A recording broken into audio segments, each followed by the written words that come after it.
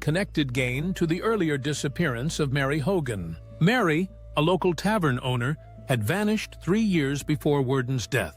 Evidence in the farmhouse tied Gein to her murder as well. Detectives also traced his repeated visits to area graveyards. Piece by piece, the timeline of his crimes came together. The investigation grew into one of Wisconsin's most infamous cases. Under questioning, Gein admitted to the killings and the grave robberies. He spoke calmly and openly about his actions to stunned investigators. Psychiatrists were brought in to examine his troubled state of mind. They found a man deeply detached from reality after a lifetime of isolation. The confession confirmed what the farmhouse had already revealed. The butcher of Plainfield had a name and a face. Ed Gein was taken into custody in November 1957. Reporters from across the country descended on the tiny town of Plainfield. The case became a national sensation and disturbed the public deeply. The crumbling farmhouse drew crowds of curious onlookers. Later, the property was destroyed by a fire of uncertain origin.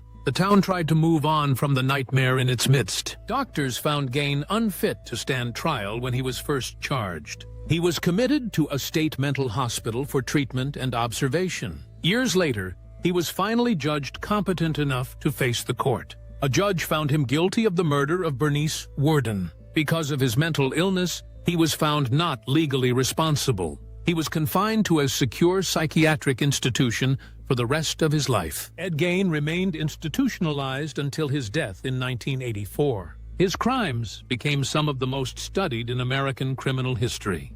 Filmmakers drew loose inspiration from the case for decades afterward. Yet behind the legend were two real victims and grieving families. The town of Plainfield carried the weight of the story for generations. Remembering the victims with dignity is the truest lesson of this case.